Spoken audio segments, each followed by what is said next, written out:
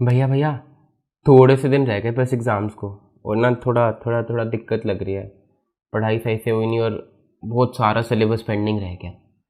अब मेरे को ना समझ नहीं आ रहा कि इतने थोड़े से दिन रह गए तो क्या बचे हुए टाइम में पास हुआ जा सकता है?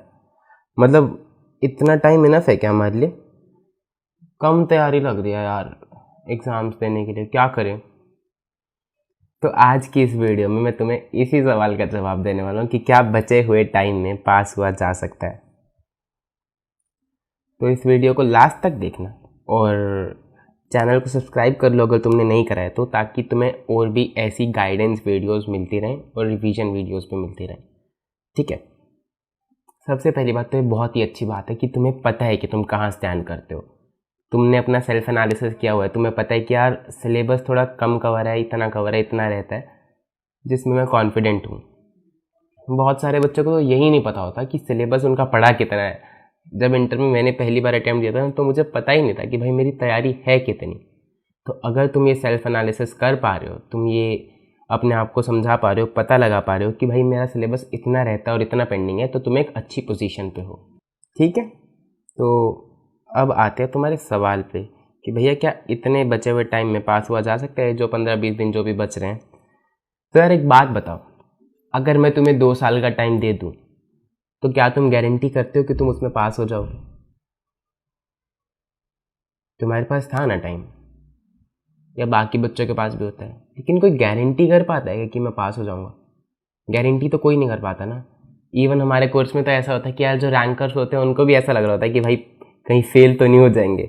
तो गारंटी तो देखो किसी चीज़ की नहीं है। तुम्हारे पास जितना मर्जी ढेर सारा टाइम हो, हमारा इतना बड़ा कोर्स है, इतना बड़ा सिलेबस है, करते जाओ, आगे करते हैं तो पीछे का भूल भी जाते हैं। तो इस बात की गारंटी तो देखो कोई ले नहीं सकता कि भाई मैं पास हो ही जाऊंगा पक्का। तो इस बात की गारंटी तो कोई नहीं ले सकता कि यार तुम पास हो ही जाओगे। तो इस सवाल का इतना ज़्यादा सेंस नहीं है। सेकेंडली, मैंने देखा यार अपने पास्ट एक्सपीरियंसेस से, अपने आसपास के दोस्तों के एक्सपीरियंसेस से, कि जो भी हमें ऐसा लगता है ना कि यार ये सब्जेक्ट की ज़्यादा तैयारी है, ये सब्जेक्ट की कम तैयारी है, इसमें इतने आने चाहिए, उसमें इतने आने चाहिए, मोस्ट ऑफ द टाइम ऐसा होता है कि जो हम एक्सपेक्ट कर रहे होते हैं वैसा रिजल्ट नहीं आता। तुमने कितने इंटरव्यूज़ देख लो, कितने ही बच्चों से बात कर लो, बहुत सारी जगह तुम्हें ऐसा मिलेगा।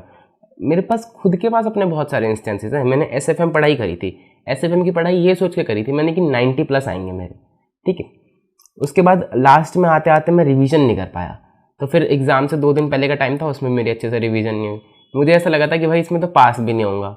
फिर जब मैं पेपर दे के आया तो भी मुझे ऐसा लगा कि यार बहुत कम पेपर अटैम्प्ट हुआ है, तो मैं इसमें क्या ही कर लूँगा। 60 मार्क का पेपर अटैम्प्ट किया था मैंने एसएफएम का, और जब मुझे ऐसा लग रहा था कि यार 40 बन जाए ना बस किसी तरह से एसएफएम में, तो नैया पार लग जाएगी मेरे पूरे ग्रुप के। मेरे को सिर्फ एसएफएम में डर लग रहा था, सिर्फ एसएफएम में। ऑडिट में मेरे को लग रहा था कि एग्जामिशन है, कि एसएफएम में मुझे लग रहा था कि भाई बस 40 बन जाए किसी तरीके से। 52 मार्क्स आए थे मेरे एसएफएम में। सेम इसी तरह से मेरे साथ इंटर में बनी थी।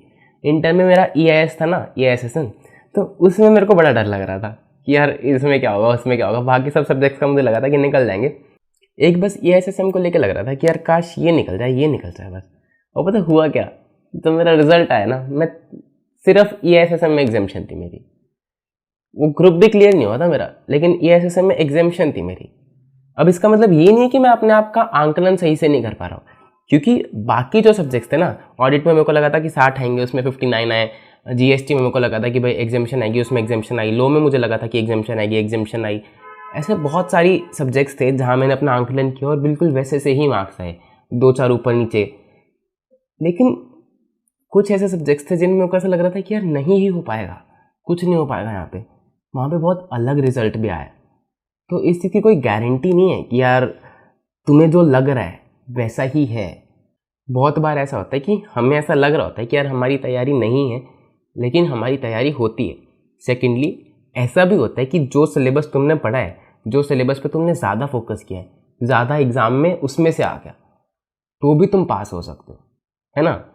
मैं तुम्हें बताऊँ, ग्रुप 1 जब मेरा था ना फाइनल में, ग्रुप 1 में अपने दोस्तों से कुछ दिन पहले सोच रहा था कि यार छोड़ दूँ, सिर्फ ग्रुप 2 दे दूँ, क्योंकि ग्रुप 1 में एक एफआर की तैयारी मेरी काफ़ी कम थी। तो मुझे लगा कि ग्रुप 2 ही मैं थोड़ा अच्छे से कर लेता हूँ, कम से कम उसमें तो गारंटी हो जाएगी पास होने की, उसमें तो इतना कॉन्फिडेंस आ जाएगा कि हाँ अब तो पास हो ही जाए। और जब रिजल्ट आया ना मेरा, जब मैंने दोनों ग्रुप दिए, कि मेरे ग्रुप 1 में ग्रुप 2 के कंपैरेटिवली ज़्यादा मार्क्स थे। तो ऐसा बहुत बार होता है कि हमें जो लगता है एक्चुअल कंडीशन उससे अलग होती है, समझे। और तुम अपने दोस्तों से पूछ लो, अपने टीचर से पूछ लो, बहुत बार ऐसा होता है। बहुत बार तुम्हारे टीचर्स नहीं बता रहे होते यूट्यूब पे कि यार ये वाला एग्जाम बहुत मुश्किल आया, तो इस बच्चे ने सोचा कि अब तो आगे क्या ही पास होगा, तो उस एग्जाम में वो पास हो गया और अगले एग्जाम में वो फेल हो गया, क्योंकि उसने अगले एग्जाम के लिए उम्मीद ही छोड़ दी। तो बहुत बार ऐसा होता है कि हमें ऐसा लगता है कि यार इस सब्जेक्ट की तैयारी नहीं है और इस सब्जेक्ट को अब देने का कोई फ़ायदा नहीं है, क्या इतने बचे हुए टाइम में पास हो सकता हूँ, लग तो नहीं रहा हो पाऊंगा। लेकिन ऐसा नहीं होता है।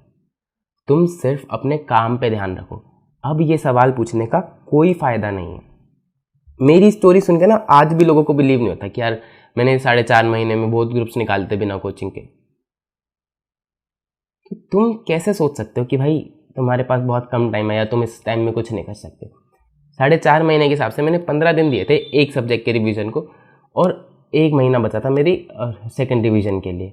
फर्स्ट टाइम मैंने सिर्फ 15-15 दिन दिए थे, तो उतने से टाइम में भी मैं निकाल पाया ग्रुप्स।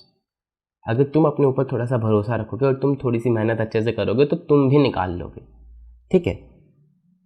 फ्यूचर किसी ने नहीं देखा, और तुम अभी से मत डिसाइड करो कि क्या होने वाला है।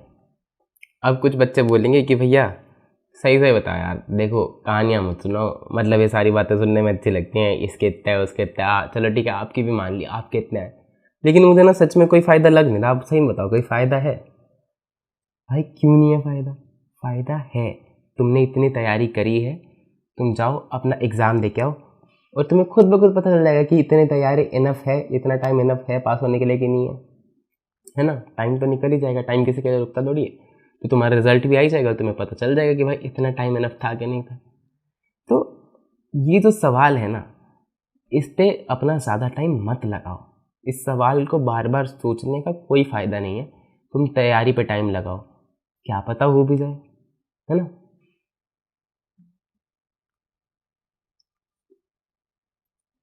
इसी के साथ मैं इस वीडियो को ख़त्म कर रहा हूँ। मेरी तरफ से तुम्हें ऑल द बेस्ट तुम्हारे एग्ज़ाम्स के लिए, और ऐसे चमकता हुआ चेहरा लेके जाना। ऐसे मुंह लटका हुआ चेहरा मत लेके जाना, हो जाएगा, चिंता मत करो, अपने आप पे और भगवान पे भरोसा रखो, हो जाएगा। Bye, all the best.